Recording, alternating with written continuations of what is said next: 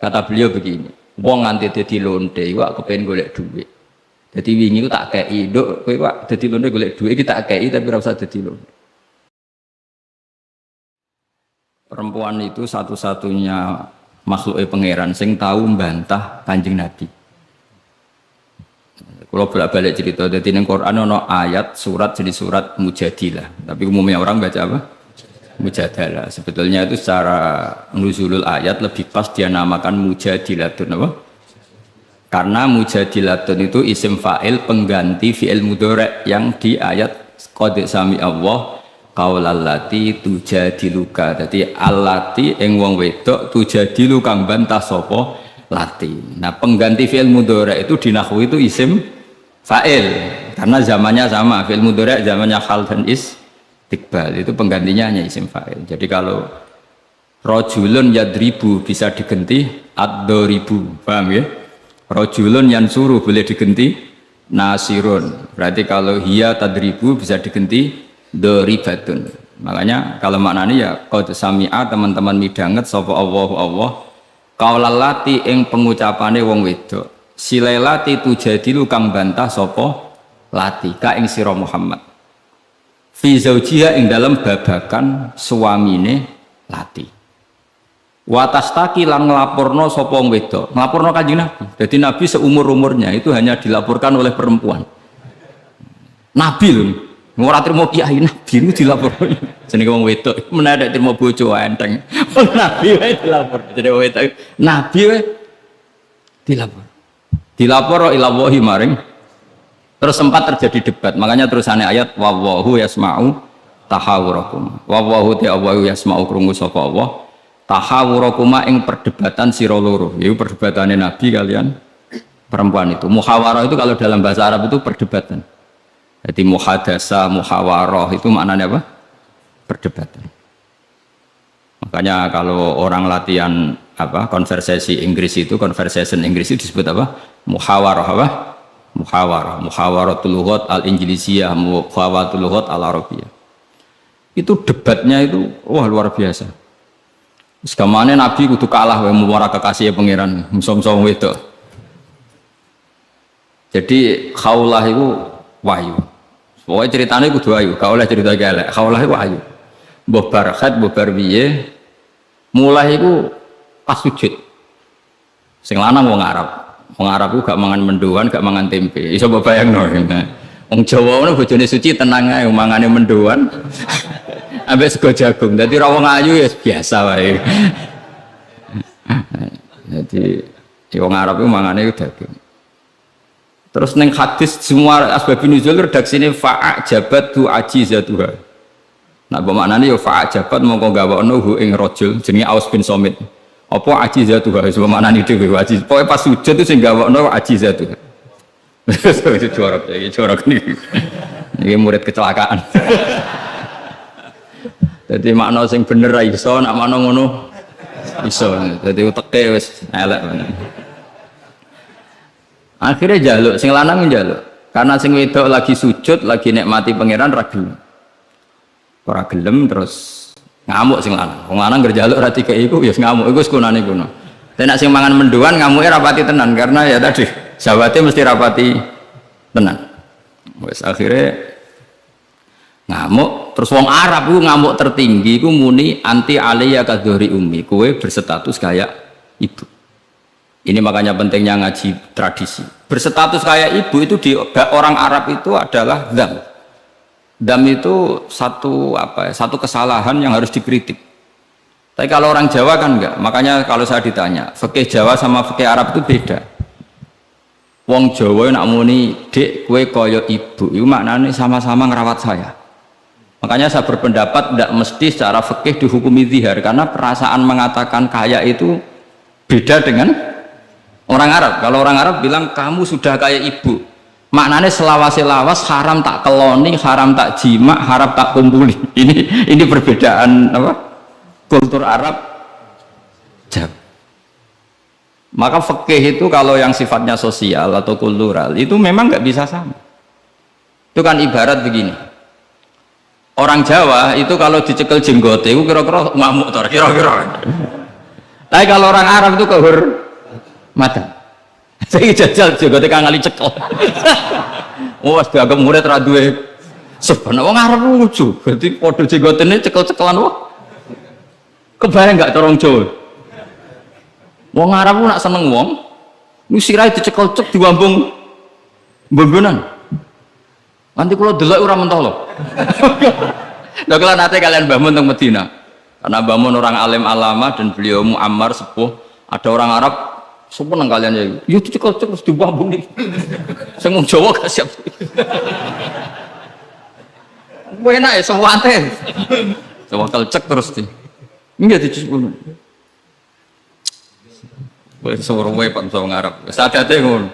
Cara wong Jawa kan ribet. Cara wong Arab itu sehingga saking mangkelnya si lelaki tadi bilang anti aliyah kadzuri ummi, kamu sudah berposisi kayak ibu. Fi hurmatil jima wa fi hurmatil mulamasa wa fi hurmati kata wa kata. Sama-sama haram dikum. Setelah itu getun deh. Waduh, bojo ayune ngene kok. Tak dihar itu sama dengan tolak bain. Sing wedok ya getun, sing lanang ya getun. Jika cerita lapor dengan Kanjeng Nabi. Sing lanang kok sing lapor. Kata Rasulullah, ndak ini menunjukkan betapa perhatiannya Allah pada ketentuan hukum. Kata Rasulullah, hingga detik ini belum ada wahyu, maka ketentuan dihar sama dengan ketentuan yang ada di zaman jahiliyah, yaitu biman zilatit tolak, berstatus kayak apa? Tolak. Ya sudah, jenis wong lanang kan nurut. Ngulang, kata Rasulullah, zihar itu kayak tolak. Ya sudah, kita nggak boleh kumpul. Nerima, sing lanang nerima. Sing wedok gak terima. Enggak, aku dewe sing matur Nabi. Tuarani kan jenengan. Tuarani. Ya Rasulullah, apa betul engkau menghukumi zihar kayak tolak? Ya, sampai sekarang begitu. Belum ada ketentuan dari Allah. Wah, ini tidak bisa. Tidak bisa, itu hukum yang nggak benar, tidak bisa. Kenapa dari Nabi? Ngomongnya jorok, jadi wong wedok mulai dhisik jorok. Nabi jenengan roh bojo kula, yo ngerti jare Nabi, yo ngerti. Akala syababi wa afna umri wa nasartu lahu batni. Terus ayat hatta idza akala syababi terus ngomong terus. Enak wae sakniki dihukumi tolak. Kula riyen wayu kinyis-kinyis, sakniki wis rapati ayu. Mergo wis tuwa. Anak kula kathah. Cara hukum tolak zaman kula ayu ora masalah dipegat. Kula golek bojo jek gampang, tapi aku saiki wis tuwa. Meskipun isih ayu, tapi meskipun isih ayu. Jenengan ngertos wong lanang. Anak kula nak dirumat bojo kula mesti terlantar, mesti katut babon. Jenenge wong lanang duda iku mesti katut babon. Nak tarumat kula anak kula kelaparan, wong kula rondo wong wedok. Jadi enggak bener hukum tolak. Dikaji malih. Jadi Nabi lho dikono iku Nabi. Nabi ya tapi hukumnya sementara ngono. Aku iku nabi yang ngenteni wahyu. Ya wis pokoke ngono. Pokoknya ampun putus no tolak riyen. Tak tinggal mulai saat ini. Pikir-pikir mulai. Jenenge wong wedok. Sekondang tenan kok. Mulane ning sorane ora ana surat rijal, ana surat apa?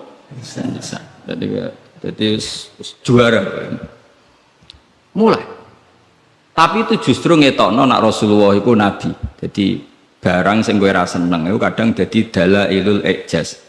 Dalil mukjizati Quran, dalil kenabiannya Kanjeng Muhammad sallallahu alaihi wasallam. Itu enggak ada yang dengar debatnya Nabi dan Khawlah, namanya Khawlah. Perempuan ini namanya siapa? Khawlah. Aisyah itu di kamar itu tidak pati dengar. Mau alamat-alamat ono wedok ngelabrak Kanjeng Nabi ngono tok kenangan Aisyah. Sopo wani ngelabrak? Terus bakas sopo, terus enggak pati detail. Sayyidah Aisyah itu dengar enggak pati detail. Singkat cerita, pas perempuan itu terang-terangan. Ini tak ijazahi wong wedok-wedok sing judes. Nek wis judes menisan dadi wali, pasti didengar Allah. Mulai nang kamar itu terus salat. Kan mau wis suci bakasan. Tapi iki salat tenan, mau nggo salat bar suci iki salat tenan. Salat tenan. Allahu Akbar. Gusti, niki wonten hukum yang sangat merugikan saya. Tolong jenengan sebagai Tuhan, Nabi ini jenengan kandhani hukum niku. Hukum ini kan ngerubah piye pangeran iku apike watas tagi ilang. Lah perempuan saiki nak judes mbek sing lanang gak barokah mergo kondo mboke kondo dulure lagi sing ra bener. Dhisik ora tapi watas tagi ilang. Jadi gak lapor sapa-sapa lapor Pengiran. Ya Allah, hukum ini tidak fair, itu merugikan saya. Tolong Nabi ini jenengan kandani, kayak wahyu terkini. Nak hukum itu tidak seperti itu. Bon Gusti, jenengan harus mendengar saya. Lah pangeran itu, terus pangeran nurono ayat tuh wallahu yasma'u tahawurakum. Malah dimulai ayat qad sami Allah. Allah benar-benar mendeng. Jadi wong itu nek ngomel. Pangeran wae ngrespon. Pangeran wae ngrespon. Ijek dikai kot tuh banget oleh ngrespon. Jadi ngomelan kowe bojomu ngamuk iku mbok respon niru pangeran. Nah pangeran betah wong la tadurruhu maksiatun wala tanfa'uhu ta'at. Pangeran orang ngomel kan tenang wae, ora bakal kena madharate. Tapi nek kowe bertahan iso kena ompreng. Jadi kira usah niru pangeran karena ya beda kelas no. Akhirnya sujud tenani pangeran. Pas dekne sujud, Jibril teko ning Rasulullah. Dia di rumah, Rasulullah di dalam. Perempuan tadi di rumahnya. Qad sami Allah qala allati tujadiluka fi zawjiha wa tashtaki ila Allah wa wa yasma'u tahawurakum. Innallaha sami'un basir. Sak terus. Nangis sampai wedok mau ditimbali Kanjeng Nabi panggil perempuan itu. Apa yang dia munajatkan sama Allah diterima. Dan Allah meng-ACC keinginan dia bahwa zihar itu tidak seperti tambah nangis sama itu jenengan lu nabi tenan padahal kalau lapore ning kamar jenengan krungu mergo akhirnya itu sono ketentuan alladzina yuzahiruna minkum min nisaihim ma hunna ummahati in ummahatuhum illallahi waladina. Jadi akhirnya pangeran nganggo ilmu status. Nah, saiki umat ya sing statusan niku perkarane. Pangeran nganggo hukum napa? Status. Status itu begini, yang namanya ibu itu siapa? Ya definisi ibu adalah orang yang melahirkan kamu. Saya ulang lagi, yang namanya ibu itu siapa? Orang yang melahirkan kamu, itu namanya seorang ibu. Yang namanya istri siapa? Orang yang halal kamu keloni, kamu jima, kamu hubungan intim. Nah ini penting, harus vulgar, kayak Hamdani kabeh sesuai. Sehingga definisi ini harus tegas. Yang namanya ibu itu siapa? Orang yang melahirkan kamu. Yang namanya istri, orang yang halal kamu gaulin. Asal pas gelem loh, nak ora iso kena rancangan KUHP. Jarak. Soben, itu mesti sing bojone ayu, sing akeh dipenjara.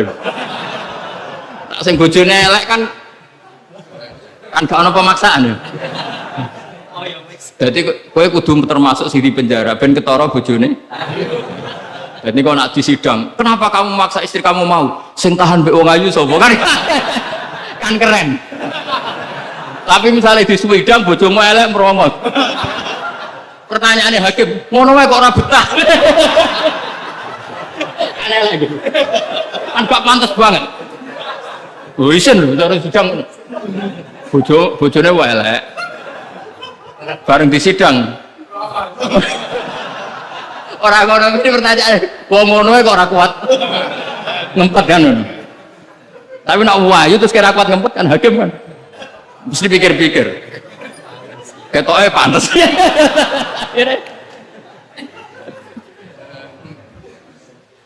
Tapi tak ulang lagi ya, ini fikih. Yang namanya apa? Ibu itu in ummahatuhum illallahi waladina. Mulane kan aji Quran sing tahqiq.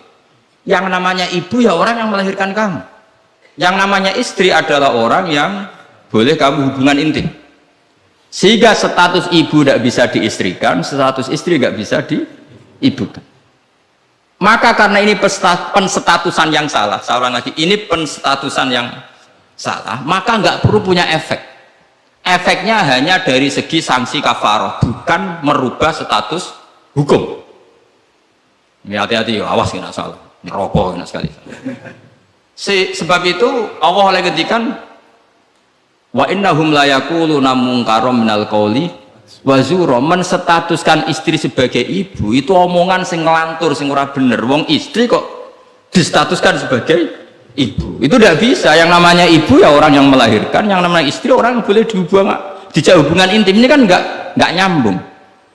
Ya darani misalnya Hamdani semuanya ini Gus Baik itu murid, yo stres ngomong ini karena menstatuskan sesuatu yang nggak benar. Paham ya? Misalnya kue turunan Tunggul Ametung terus ngerasa lebih mulia timbang Habib kan ra bener. Untuk Tunggul Ametung kok apa saingan nasab untuk Rasulullah kan wis ora bener. Sesuatu yang nggak bener itu nggak perlu didengarkan. Maka hukumnya apa? Ya ibu tetap ibu, istri tetap istri.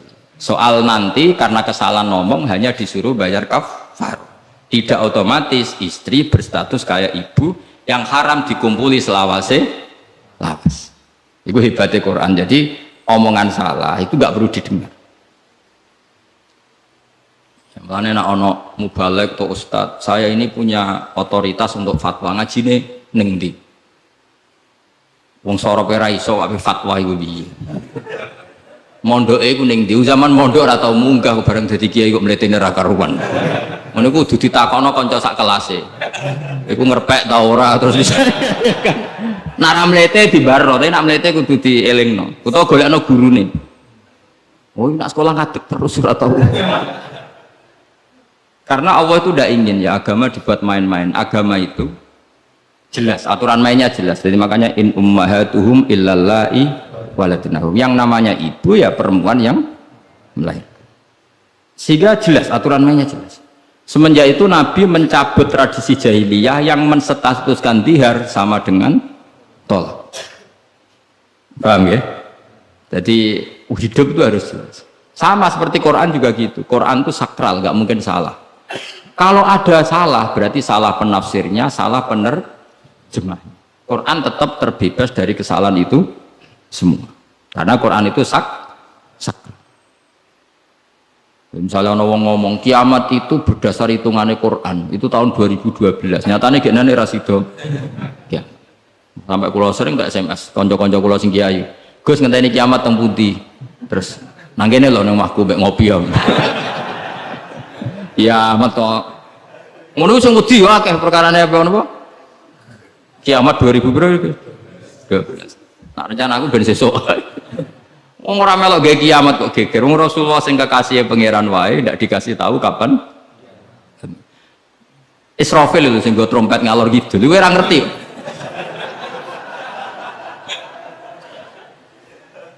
Padahal dia kepengen nang kiamat ben tugasnya selesai. Iku era. Nah, artinya begini. Barokahnya para mufassir, para peneliti Quran. Itu nggak mungkin tafsir yang diutarakan ulama itu nggak detail, itu nggak mungkin. Karena ya ini bandingannya. Sayyid Muhammad sampai Sayyid Alawi, Sayyid Abbas sampai Sayyid Zaidi Dahlan sampai Syekh Khotib Minangkabau, saya semuanya itu detail sampai iki Quran iki turun pas Nabi teng dalem, iki Nabi pas tindakan, iki Quran turun pas dalu, iki Quran turun pas rino. Dengan tradisi sedetail itu kan nggak mungkin salah dalam memaknai. Ora koyo kowe. Ning Quran ono kok ayat piro, mbok lali pokoke ono. Lah ngono kok dadi mufassir piye? Juga lihat bantah-bantahan Basul Masail. Pokoke ono kitabe. Lah yo kitab apa? Jenenge wae lho lali. Kok halamane jenenge wae. Padahal ulama dhisik, ayat iki turun pas Nabi tindak, turunnya pas bengi, pas musim dingin, pas musim panas. Dengan pengetahuan sedetail itu, kemungkinan salah itu kecil. Jadi sampai dibakas. Al-Khadori wasafari, cara kowe kan gunane apa dibakas ning omah mbek. Wis ra bakat ngalim, ning tek saya lek. Sajane kan iso ditebak, misalnya ngene, kowe tukaran mbek bojo ge apa? Setengah tahun songko kawin ini salah amat. Umur bulan madu kok wis tukaran. Tapi nak kowe sering tukaran mbek bojo sering jok piro bar 10 tahun. Normal iku. Jak melarat 10 tahun wis bosen. Dadi pancen wis wayahe brontak. Kan orang kan bisa diukur ngamuke kapan. Misalnya aku bertukaran mbek bojo, saya kawin perang dino seminggu.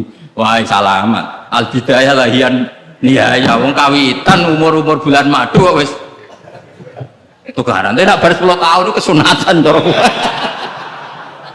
Sing kuat tidak melarat 10 tahun itu. Nak kuat ya bojomu kelainan, wis kelainan. Jadi iso diukur, tunggale ngiyai semangat. Iku mesti ngiyai pertama setahun 2 tahun. Nunggu wis suwi mesti wis biasa. Perkara wis bosen, semua keinginannya agak kesampaian. Pas latihan kiai kan bayangno masyarakat nurut kabeh, ngaji kabeh. Barang puluhan tahun masyarakat tetap biasa-biasa wae. Sesuai kan style kendo. Jebule padha wae. Nek semangat pertama mesti semangat. Nah takon imam masjid itu semangatnya mau berang bulan. Puan dan istiqomah jamaah, jebule reaksinya tetap soft awal tok. Tambah istiqomah tetap aja soft awal, malah kadang merotoli. Sesuai mesti mikir, tak rewangi ngene yo.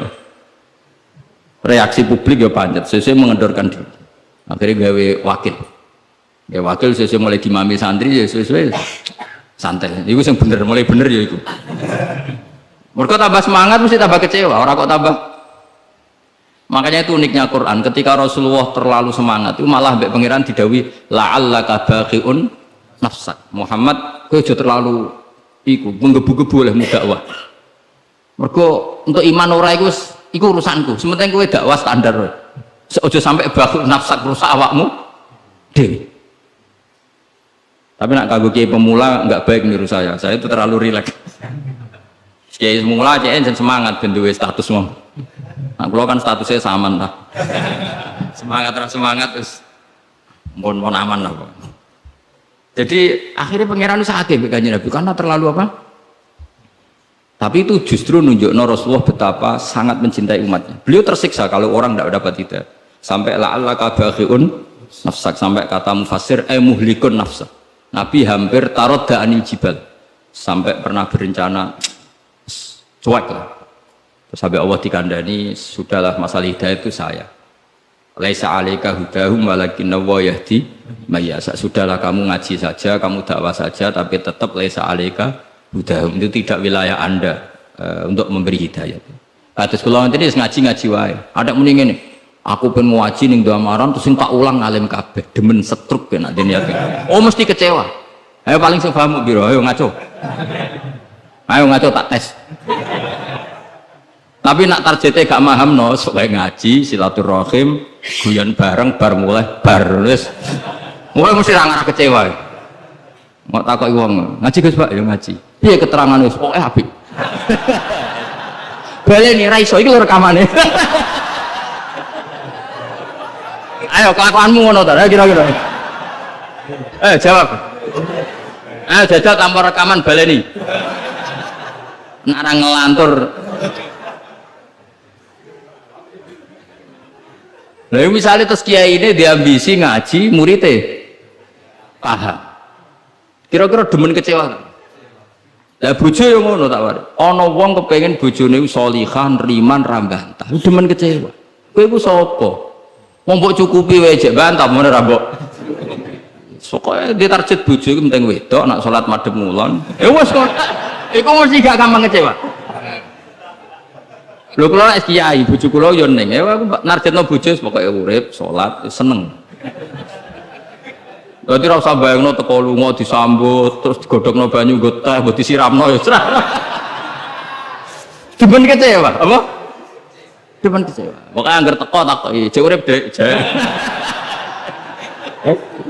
Alhamdulillah bojoku ijek. Misalnya kok minggat mulai, Mas aku semula nang wong tuaku. Melok kowe yo melarat atau melok wong tuaku. Alhamdulillah Dek ge cerdas. Tahu sing pantes dieloki. Dan cara hukum melok wong fakir iku kebodohan. Melok wong tua sing sugih itu kepintaran. Tanggapi secara ilmiah. Kok ngergoni wong lanang ujug-ujug mulai ndak ini kamu punya istri yang menghormati ilmu. Di mana-mana melok wong fakir ora enak. Melok wong tua sing sugih iku enak. Berarti bojo pinter lah goblok. Pinter. Jadi sing syukur. Alhamdulillah Dek kok pinter. Kowe genane melok aku fakir 5 tahun aku ya jagal. Wong kok gobloke ngono. Jadi jago mulai iki. Lah misale kayak dirafak. Wis Mas tak rafakno Mas, aku pegat Mas ngene-ngene. Ya ngomong ngono. Nak pancen kowe entuk sing luwih apik timbang aku. Ya piye meneh. Tapi ku kan barang sing ora mesti. Sing karuan mesti iku ya aku iki wis bojomu. Terangno mengejar barang ra mesti iku bahaya. Terangno. Tapi nak bojo jawab ngene, fakirmu wis mesti. Sugihmu ke depan ora mesti. Nak adu al yakin la yuzalu bisak. Bar saiki malah ngaji usul fikih. Ngaji kaidah fikih al yakin La yuzalu bisa. Malah debat. Tapi intinya gini ya, dari mengerti seperti ini, kemungkinan para mufassir salah dalam mengartikan Quran itu kecil.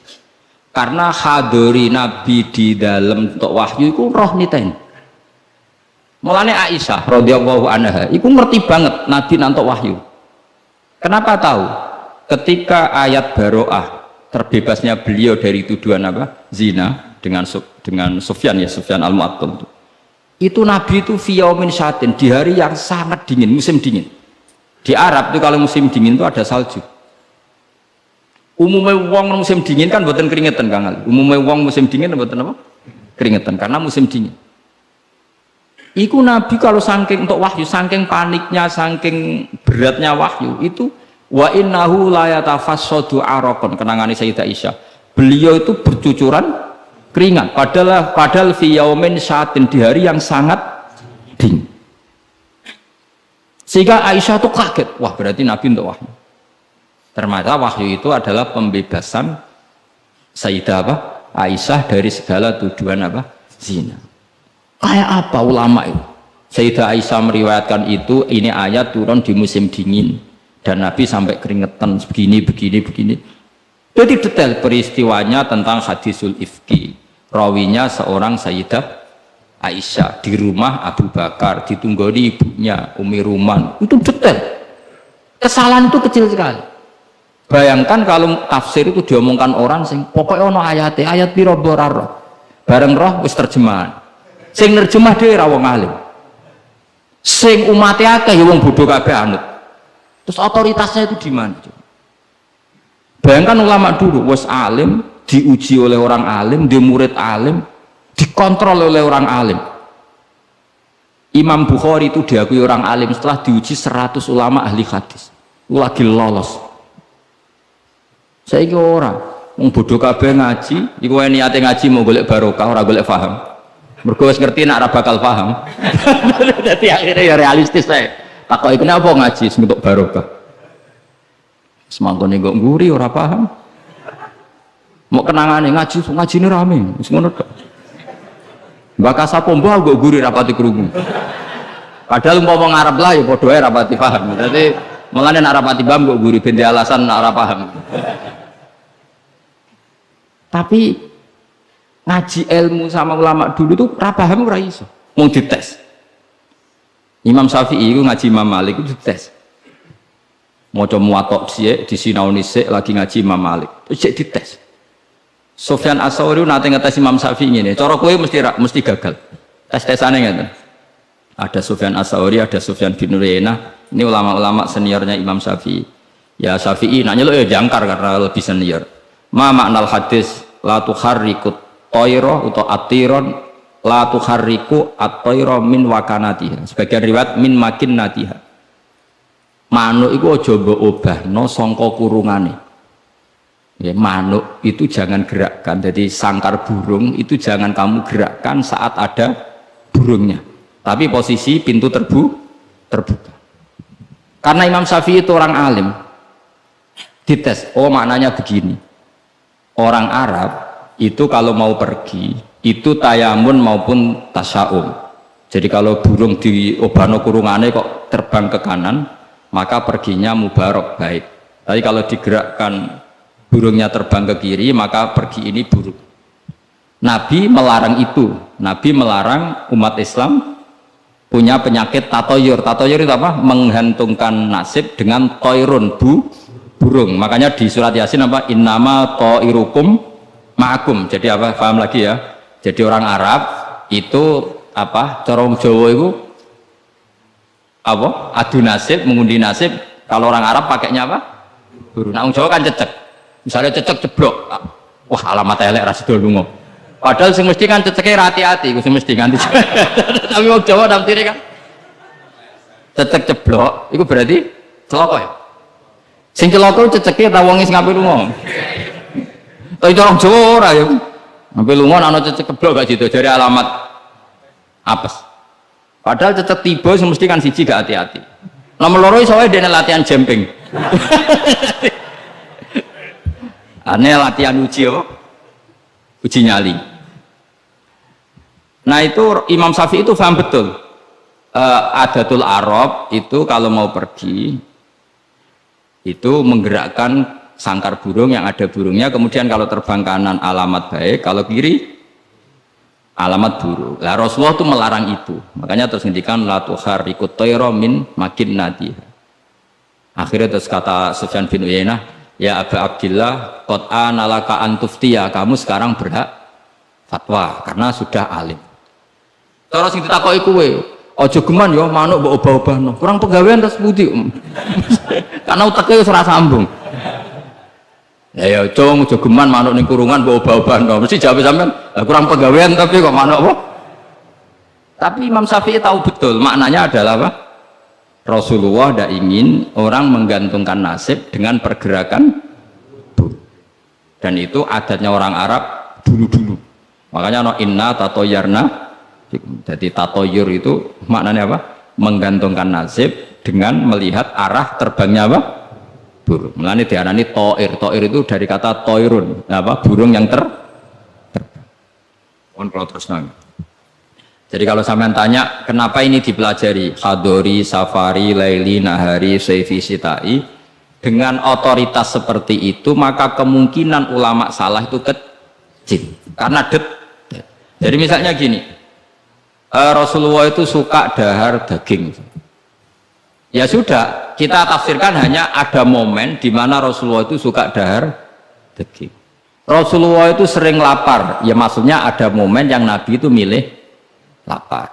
Rasulullah itu suka dahar, ya ada momen yang Nabi itu suka dahar. Tanpa itu nanti makna hadis itu kacau semua. Apa? Kacau semua. Karena makna hadis itu otoritasnya itu terserah kita. Maksudnya terserah kita gimana? Misalnya begini, awas rungono, awas sekali Pak, sekali salah setengah kafir. Maksudnya kafir swasta, bukan kafir tenang. Enggak, coba misalnya begini, enggak ini saya bedai. Wes akan ngalillah sekali alhamdulillah. Ittaqu waha, kena makna nih coba, ndak jawab saja. Ittaqu wa dia sira kabeh. Takutlah sama Allah. Dengan cara apa coba? Wah, aku mbek Allah wedi terus kabeh melayu menghindari Allah.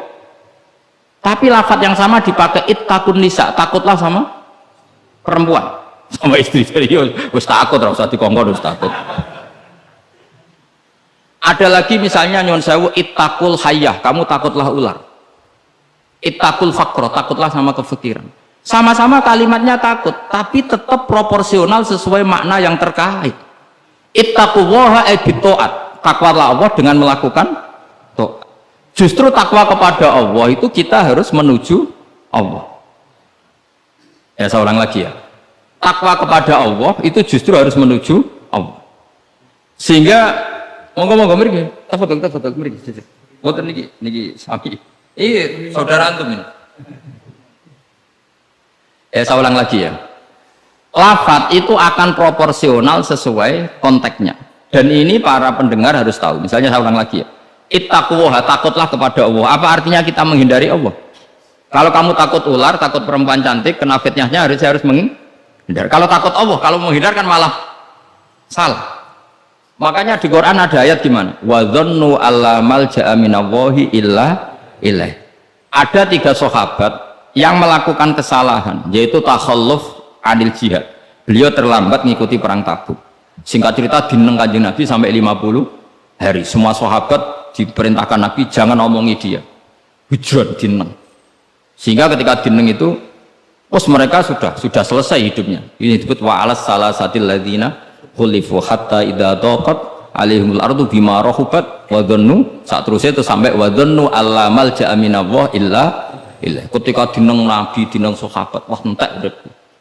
Bareng ngrasa entek uripe, terus beliau iktikaf di masjid, bahkan menyancangkan diri, mengikatkan diri di tiang masjid, dan dia berjanji semua hartanya diamalkan, semua hidupnya diibadahkan.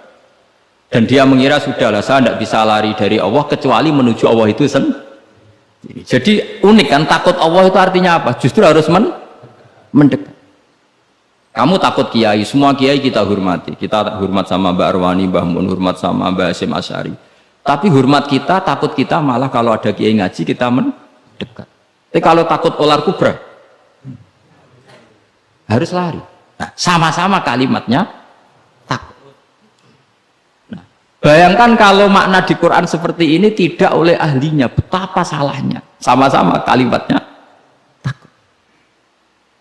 Nah, tapi dengan banyak pengetahuan yang musalsal ila Rasulillah Shallallahu Alaihi Wasallam, kita tahu proporsi ittaqun nisa kayak apa, ittaqullah kayak apa, ittaqul hayah kayak apa. Cinta juga gitu, cinta kepada Allah kayak apa, cinta kepada Rasul kayak apa, cinta kepada perempuan kayak apa, cinta pada teman kayak apa. Semuanya redaksinya juga hub, mahabbah. Tapi orang akan proporsional. Makanya ulama itu kalau ngendikan lafadz yang sama itu ditafsiri beda-beda. Misalnya gini, yang paling terkenal, nak kira atau krungu ya kebangetan. Inna Allaha wa malaikatahu yusholluna 'alan nabi. Wassalat minallah ar-rahmah wa minal malaikah istighfar wa minal adami tadarruun wa du'aun. Coba, Allah itu kan di atas Rasulullah Muhammad. Apapun hebatnya kanjeng Nabi kan di bawah Allah. Berarti Allah di atas kanjeng Nabi. Maka ketika ada ayat gini, Inna Allaha saat temen Allah Ta'ala yusolli misalnya, maca sholawat sapa Allah. Masa macane sholawat Allah muni ngene, Allahumma sholli ala Muhammad. Lho Allah dhewe kok muni Allahumma terus piye kan gitu. Paham ya? Tentu redaksinya Allah ya usolli ala Muhammad, saya menambahkan rahmat kepada, ya langsung jadi usolli ala Muhammad azidu alaihi rahmatan, saya menambahkan dia tak kasih rahmat. Wa minal malaikati istighfarun, ketika seorang malaikat disebut membaca sholawat kepada Nabi, artinya malaikat memohon kepada Allah supaya menambahkan sholawat atau istighfar. Nah kita ini kan wong sombong, kita semua ini nak wong sombong, nak dongakno kanjeng Nabi, wong kowe dhewe nasib ora jelas kok dongakno wong sing jelas. Ya demen diguyu malaikat. Ya Allah, tolong ya Rasulullah itu jenengan sakit ini, nak ora bahaya kafir iku cok.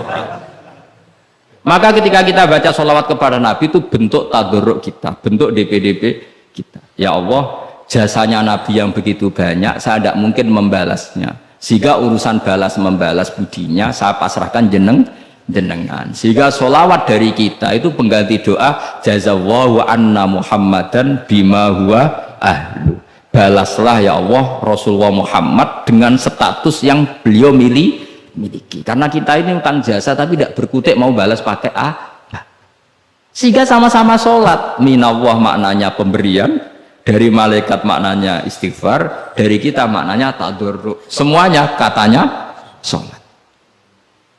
Jadi makna itu pasti ada proporsinya, ada apa? Proporsi. Dan itu lama tahu, sehingga kemungkinan salah itu kecil, karena dari awal dianalisis tadi ada ayat hadoriyah, safariyah, lailiyah, nahari, sehingga detail. Nah, barokahnya ngaji ini kamu kemungkinan mufassir ulama dulu salah itu kecil sekali, karena tadi terhitung, bahkan per kalimat itu terhitung. Sampai ada guyonan ulama, kalau kamu ingin tes doktor tafsir itu ada satu kata, sak kalimat, orang sak kalam, sak kalimat yang diturunkan Quran. Itu ketika ada ayat wa kulu washrabu hatta yatabayyana lakumul khaytul abyadu minal khaytil aswad, dhisik waqaf. Minal aswad itu waqaf. Sehingga sahabat itu kalau bulan Ramadan, kalau malam-malam dulu kan tidak ada listrik, itu di pintunya Kang Ali, di pintunya itu dikasih benang hitam sama benang merah. Jadi agar jimak bojone didelok. Orang ketok ijek oleh, berarti kan gitu. Kok orang ketok ijek oleh. Mangan ya gitu, mangan tangan mangan nginceng neh. Oh, orang ketok berarti. Karena ukuran menjadi gak boleh makan minum itu apa? Sehingga benang hitam terbedakan dari benang putih dalam pandangan mata. Ya begitu terus. Ketika Rasulullah dilapuri wong salah paham mau do masang apa? Benak. Menawa santri sing nakal benangi cilik benak ketok-ketok. Nah benangnya gede kan gampang ketok. Akhirnya Jibril teko. Orang ngono maksudnya umatmu salah paham. Iki aja ana sak kata suruh tak turunno minal fajr. Jadi minal fajr itu satu-satunya contoh ning Quran sing turun mau sak kalimat tok. Jadi Jibril kok langit medun ning bumi, iku mau nggawa minal fajr. Ya sakake ae rungkul. Kok langit kok bumi mau nggawa apa? Minal fajr. Iku Jibril mau turun apa? Minal fajr. Satu-satunya contoh Quran turun pesan sak kata, sak kalimat, ora kok apa? Sak kalam rak musnad sampai musnad il. Saya teruskan malih ya. Jadi kemungkinan para ulama salah itu kecil karena tadi sanatnya musalsal ila Rasulillah Shallallahu Alaihi Wasallam. Sampai ketika ayat itu dibaca Nabi saat di rumah Sayyidah Aisyah, temanya adalah pembebasan Aisyah dari tuduhan apa? Zina. Terus peristiwanya sama siapa, tuduhannya siapa, yang menuduh siapa, itu detail sekali. Yang menuduh adalah orang-orang munafik. Terus Sayyidah Aisyah tersiksa karena omongannya si A, si B. Ini detail sekali. Nah, barokahnya detail itu kemungkinan salah itu kecil. Andaikan itu tidak detail, maka orang akan menafsirkan ayat dengan makna am, dengan lafadz am. Dan itu bahaya. Misalnya lafadz am gini, innal insana lafi khusr, semua manusia pasti getun. Mosok Rasulullah masuk lafadz innal insana, masa para nabi, para wali masuk innal. Tapi kalau kamu tahu bahasa Arab kan alil ahdi, al itu untuk makna takrif, orang tertentu yang kelakuannya tertentu itu lafi khusri, sehingga proporsional apa makanya ketika ada ayat misalnya gini, wa anni faddaltukum alal alamin, Bani Israel didawi pangeran, saya memuliakan kamu di atas seluruh penduduk dunia. Semua mufassir mengatakan karena umatnya Rasulullah adalah umat terbaik, kuntum khaira ummatin. Tapi kenapa Bani Israel dikhitobi wa anni faddaltukum? Oh begini, ala alami zamanihim apa? Ala alami zamanihim. Bani Israel adalah penduduk terbaik di eranya atau di masanya. Kenapa begitu? Karena ada al. Apa? Ada seperti begini. Mbak Arwan itu yang terbaik di eranya. Tentu beliau kan nggak akan merasa lebih baik ketimbang Mbah Munawir karena gurunya.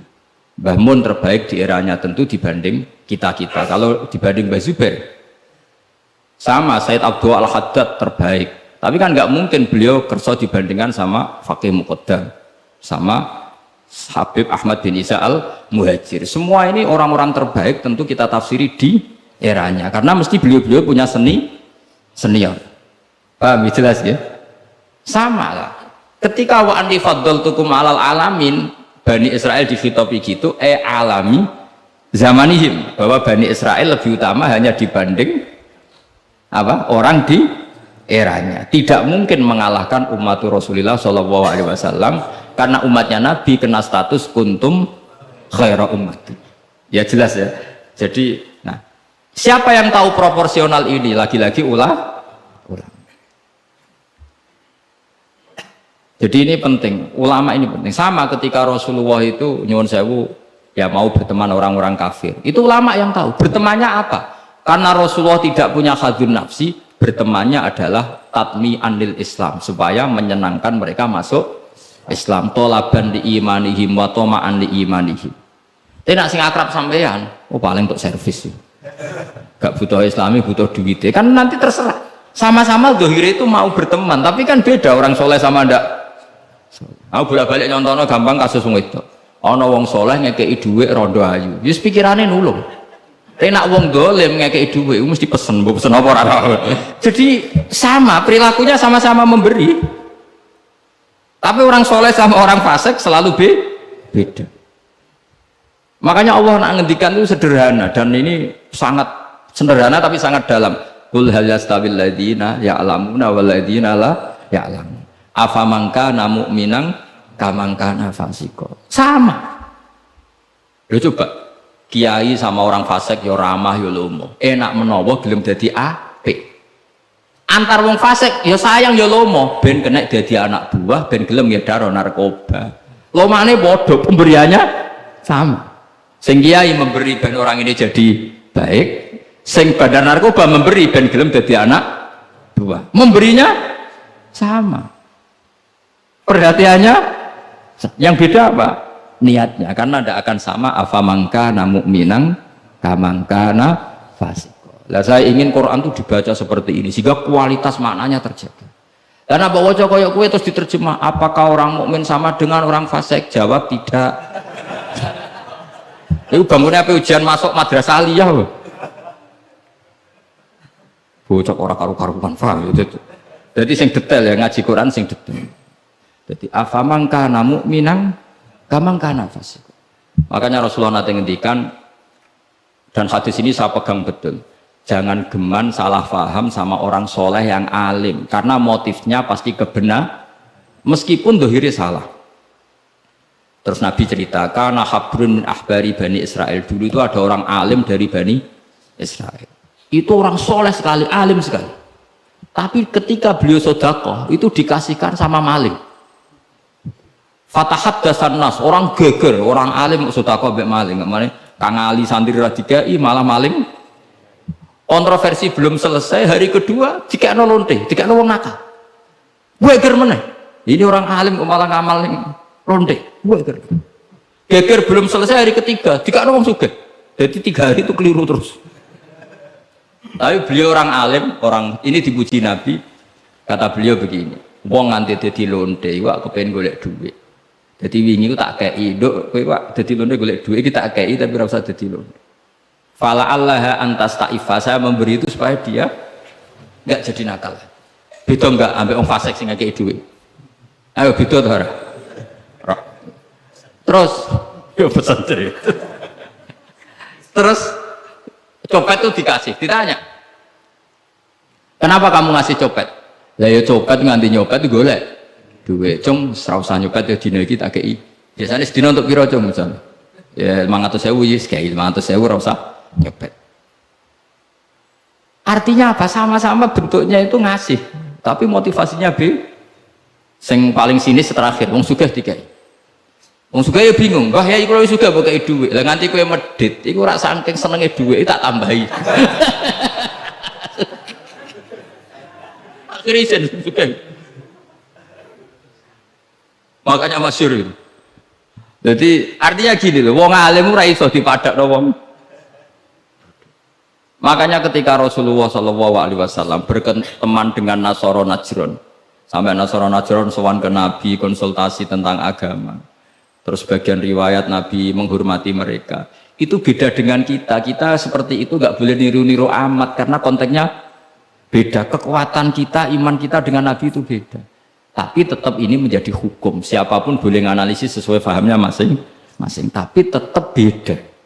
Saya ulang lagi, tetap beda. Karena tadi, misalnya ada orang alim, soleh, terus senengannya mulang rodo-rodo ayu. Ya kita harus sesuatu. Paling banter, songko bodoh jadi pinter. Songko nakal jadi solihah. Songko kedonyan jadi eling akhirat. Ya motif utamanya seperti itu. Senajan kok akhirnya kecoba hamdari itu sono diwayo. Ya tetap halal kan diwayo. Tapi kan motivasi utamanya itu bahwa para janda ini harus lebih baik. Makanya nenggone dibak nih manakib, nenggone dibak berjanji wayamsi ma'al armalati. Di antara sifatnya Nabi itu mau mengajarkan beberapa janda. Karena mereka kasihan. Tapi nak simulang sampeyan, simulang hamdani, sing khusnudan itu sapa? Khusnudan itu kebodohan. Karena terus eling dene sing ayu iki, sing elek iki. Jadi ora penting iku paham ta ora, sing penting dene apal apa? Itu kan ngeri betul. Maka ini penting saya utarakan. Jadi apa nak ngendikan itu sebenarnya sederhana, tapi maknanya jauh. Afamangkana mu'minan kamangkana fasik. Saya itu merasakan, saya kemarin 7 hari di Korea. Itu 2006 banyak santri Korea ngaji saya yang pas perainan. Kenapa saya yang diundang? Sebenarnya saya itu nggak diundang. Mereka minta saya ngaji. Beberapa kali sudah ngaji di Indonesia, terus mereka minta sekali-kali Gus ngaji di Korea. Aku ya bilang gini. Tapi waktunya terserah aku. Ngatur kiai dosa. Nggih Gus, pokoke terserah jenengan. Mereka mintanya 1 bulan di Ramadan. Bangunnya pondok kan tutup. Kiai sewa kira. 1 bulan Ramadan bisa. Akhirnya saya minta seminggu saja. Uniknya apa setelah saya di Korea? Tahun 2006 tukang Ali Imran itu mereka ngaji saya di Jogja. Delalah saya pas nerangkan ayat ya ayyuhalladzina amanu alaikum anfusakum la yadurrukum man dhalla idza tadaitum. Wahai orang-orang yang beriman, jaga diri kamu secara baik-baik. Setelah kamu menjaga kebaikan kamu, setelah kamu menjaga iman kamu, setelah kamu menjaga konsisten istiqomah kamu, la yadurrukum man dhalla idza tadaitum. Orang sekeliling kamu sesat nggak masalah. Kamu hidup di Jakarta nggak masalah, di Hong Kong nggak masalah, di Thailand nggak masalah. Sementing kesalahan kamu terjaga. Itu mereka terinspirasi. Itu satu-satunya ayat Gus yang menjadi kita nyaman hidup di Korea. Ustadz-ustadz di sana merasa nyaman. Nggak apa-apa kita dikepung orang ateis, dikepung orang macam-macam. La yadurrukum man dhalla idza tadaitum. Akhirnya dikenang, nasihat saya itu dikenang. Akhirnya mereka sepakat ngundang saya, semua guru-guru, terus tak ijazahi itu. Ya sudah, Korea itu bumi ateis, bumi di sini tuh nangis semua karena lama nggak dipakai sujud. Padahal lakal hamdu mil'us samawati wa mil'ul ardi, bahwa memuji Allah itu harus memenuhi langit dan memenuhi bumi. Nanti kalau orang Korea nggak ada orang Indonesia, bumi ana sing lodang. Jadi didelok malaikat kok dhuwur, ini kok lodang karena nggak ada yang sujud. Tapi baru kayak dikepung TKI 49.000 dan itu separuh lebih sholat. Sholatnya keren pisan, kadang ning Thailand, kadang ning gone. Karena kalau pas kerja itu waktu sholat disamakan waktu jeda 5 menit ke kamar mandi. Jadi rata-rata sholatnya itu pas di kamar mandi. Lucunya kalau mereka sedang baik nawani gini, apa tak belikan patung juga? Karena pernah ada orang TKI sholat itu dincengin ngisor. Mereka aneh, ada sembahyang kok tanpa patung. Karena tahunya mereka yang namanya sembahyang pakai patung. Jadi betapa mereka nggak kenal sekali sama Islam. Dan itu pertama kenal barokahnya orang-orang Indonesia. 49.000. Nah sekarang udah bikin masjid, doa apa, terus ada yang ngontrak masjid. Jadi masjid itu unik. Kadang lantai 1 gereja, lantai 2 bar, lantai 3 masjid. Jadi saya pernah ngaji beb itu mau ke masjid melewati gereja dulu. Jadi masjid gambarnya salib. Karena yang di bawah itu gereja. Lewat situ. Lantai 2 bar. Bar itu lantai 3 masjid. Kadang balikannya masjid dulu, bar. Jadi ya nguji iman betul. Teman saya ada yang cerita, saya pernah Gus mau ke masjid, lantai 2 bar sudah masuk setengah. Ke masjid apa di sini aja ya?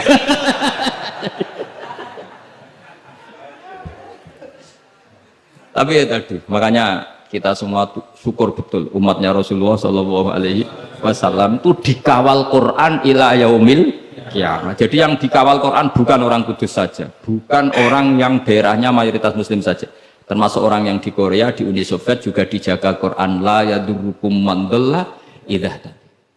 Saya punya dokumen.